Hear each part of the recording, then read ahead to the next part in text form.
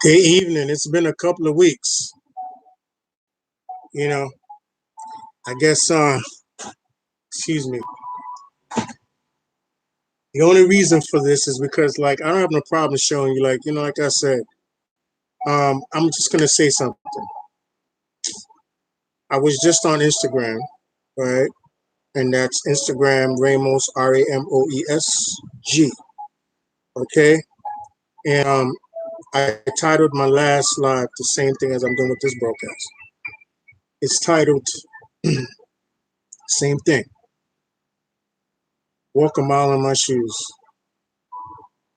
Bummer. Know to walk, to talk. Now, not many people follow or watch or comment or go on the live. But it's not meant for popularity. It's not meant for fame. It's not meant for prestige either. I'm a founder of a startup that I am putting the brand out there by myself. Now, you might be wondering what's going on with that. Bring you up to speed. That. Now, this happened like my sophomore year of high school. Tell you a little bit about my backstory. At the time, my mother was alive. I was in high school. And make a long story short, I ran track from my high school, which was Millwood High School in Brooklyn, Millwood High School. Shout out to all the alumni from Millwood High School. Go Blue Hornets. And my brothers from, my father's country, which is Haiti. My mother is Dominican, half Haitian. And that's another story I'll tell you about the genealogy of that. So I come home from school from practice, and this guy is lounging in the living room, and I see him warming up to my mother. Yeah, I got a little protective and stuff like that. Because, my mother's loving like that. She'll make food, everybody eat, all that. I'm coming home from school. I got homework to do. From practice, I got homework to do. I'm trying to get it done for tomorrow, for school. He blasting the music in the living room. So at 15, 16, listen, the Brooklyn came out of me. Flatbush came out of me. And I think first thing I did was, so he puts me in a bear hug, right? I wasn't even like, but I watched a little. I come up from the days of like Oscar De La Hoya, Pernell Whitaker, Mike Tyson. Okay. And I watched him, and I was boxing at the time, Golden Gloves, trying to get in, qualified for going on the Metros and stuff like that. And so he does this, boom. And so we tussling. My mom at the time in the living room, it was, how back in the days you got the converted couch that comes out to a bed. I slept on that, That's how it's like that now. If you got family like this, you know what I'm saying? What I thought was family. And she had like a little table with like porcelain dolls on it. So when he did this to me, he got me like this. So I think I went this way. One of those did that. And the tussling and stuff.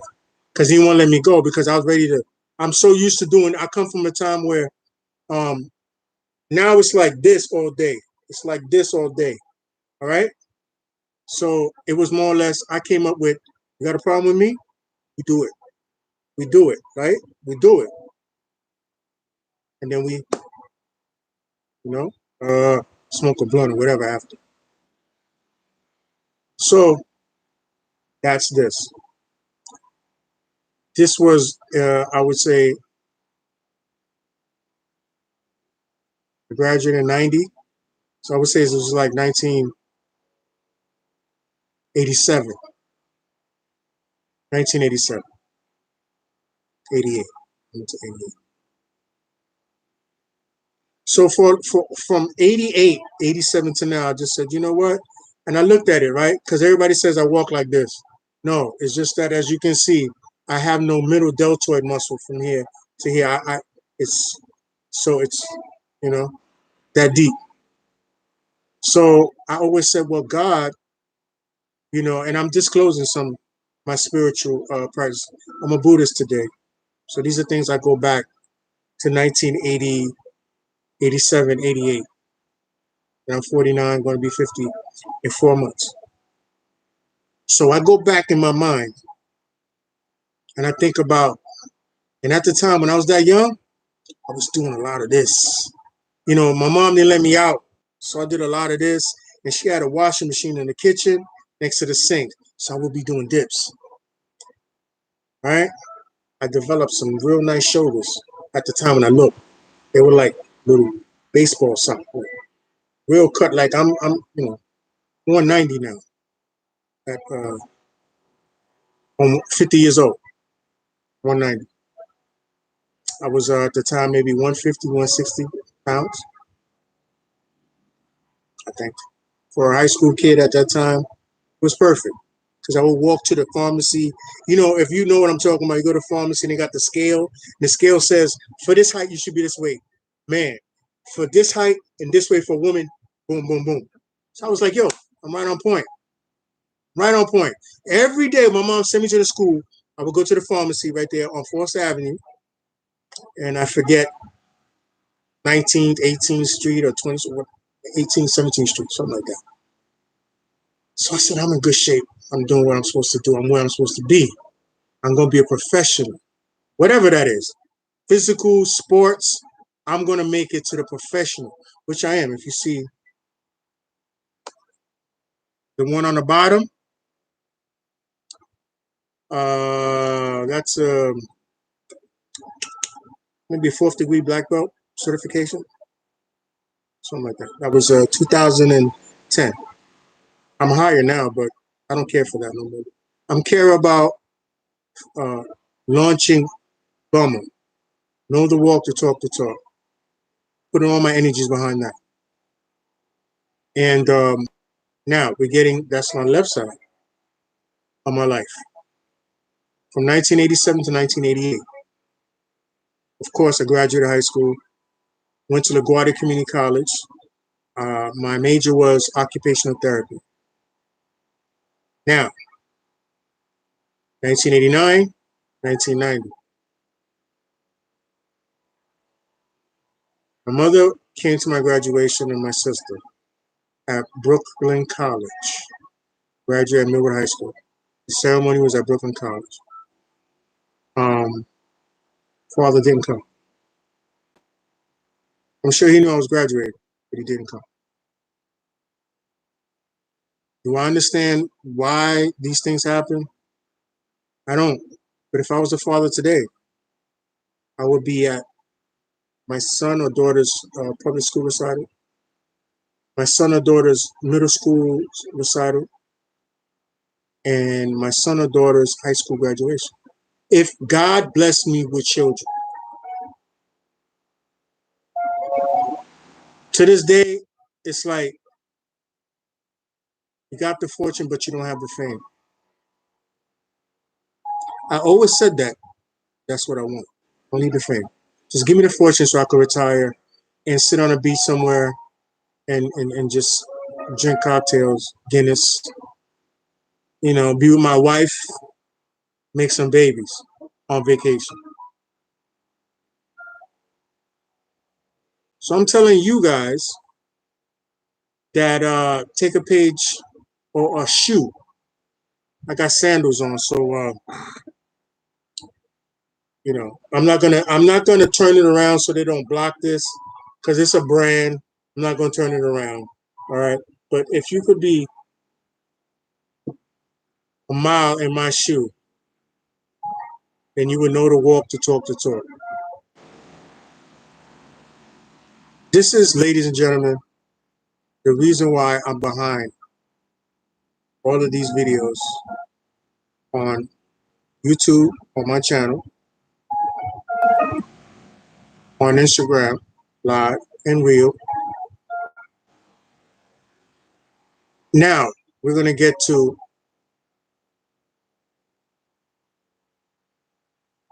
The right side.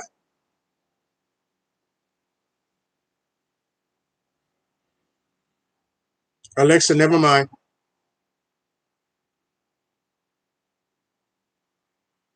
Alexa, continue playing spa music, please.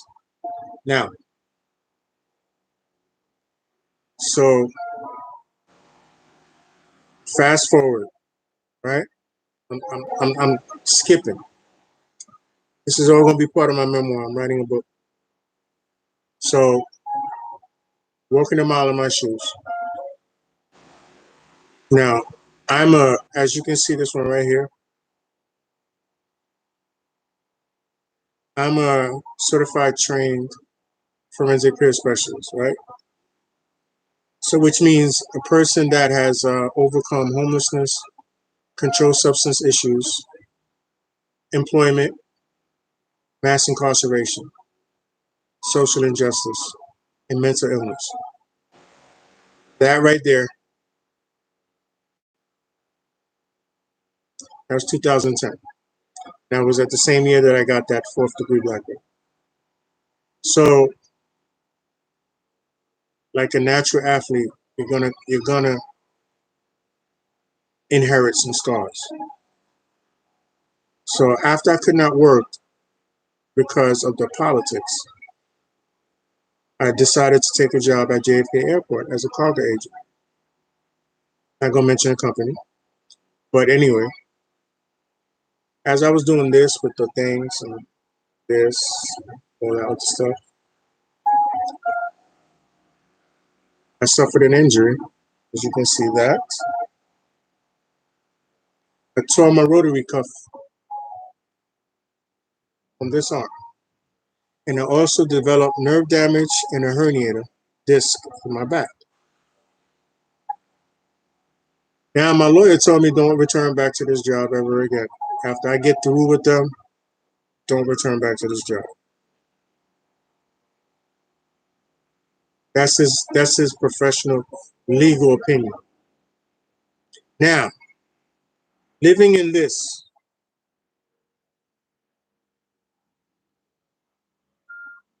I said to myself, well, okay, God, you disfigured me on my left shoulder, which I had very nice shoulders. Believe me when I tell you. So the angel on the left side tried to get me. For those of you, I was raised Catholic. So we heavily believe in angel, Gabriel, Angel Michael. So Angel Michael's here, Gabriel is here. So with this scar, I would say Gabriel still did his job, still did the work of the master. So I got a little, it's not bad compared to this. So with that being said, excuse me, with that being said, I had to charge my computer. With that being said, I said, well, you know how they say, depending on what faith you follow, what how you raise and stuff like this, you take it to the grave or you take it to the next level because I've been life is the next level. Just like you might have a small cloud, you might have a semi bigger cloud than you have a family of clouds. So I looked at it like this. I never said this to nobody, but it's going to be in my book.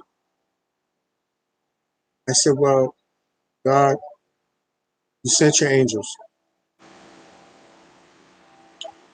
He did that to that. Still alive to talk to you today on this lot. Now, 3 years ago, this happened. I had no idea. I was going to work still. Those of you who ever worked in the airport, did cargo, you know what I'm talking about. Now, I'm 49. This was when I was 46. Now, there were people there 26, 23, 24, 22. And a lot of them were too busy doing this.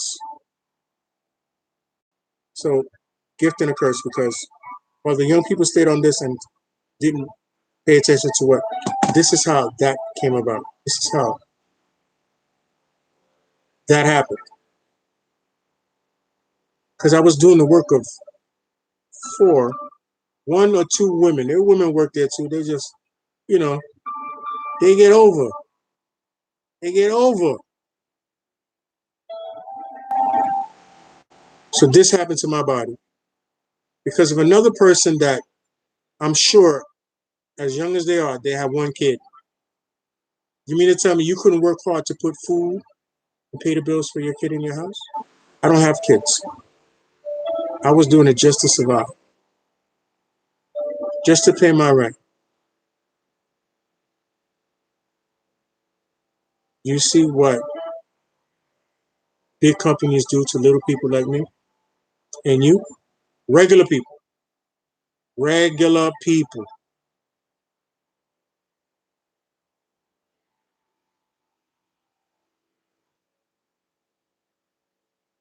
That's all I could do. You know, I'm not even gonna take it personal. I just don't. Because thank God and thank the heavens that I've lived this long to share this with you. This is the reason why I could never give my heart to a woman again. Because of what I just said to you. I'm not gonna repeat it. Because then you're gonna think I'm woman bashing and this and that. No. Which this is the reason why I don't get upset. For those of the women that had C-sections, that's why I'm not mad. The last woman I was with explained to me what they had to do to her to have a C-section, which is gruesome. So for that, I won't hold a grudge. But as a counselor, I'm gonna speak about it. I'm really taking you on a little journey here. It's only 17 minutes. It's not 17 years. I'm leaving out a lot of different things that happen in between. I can explain. If you buy my book, you read my book, I will explain in detail. But for now, this is all part of my work. So this is documented. Man. I love every single one of you. I swear to.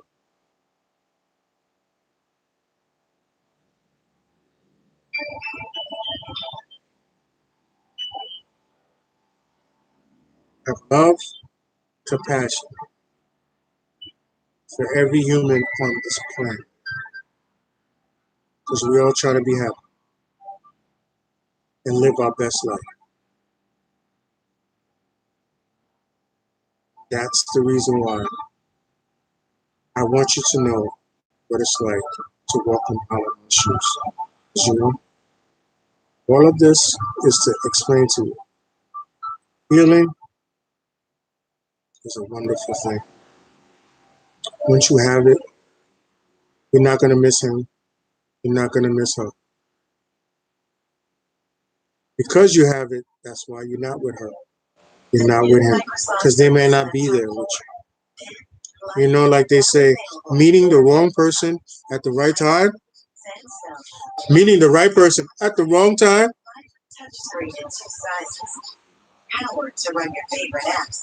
I know, I'm trying to make light of it. But like I said, I got 1 minute. I just want to make this 20 minutes long. Because I decided to say when I start to get in, I could talk an hour. But that's because there's no comments. There is no likes. There is no dislikes yet. Because you know I'm ready to debate with you. All right? So, I appreciate it. Appreciate YouTube for letting me go on this live. Appreciate Instagram. Appreciate Facebook. We're not even going to talk about Twitter. Twitter, no. YouTube, thank you. Thank you. And I appreciate every single one of you for appreciating me and understanding me, or at least taking a look at me. Right? So much.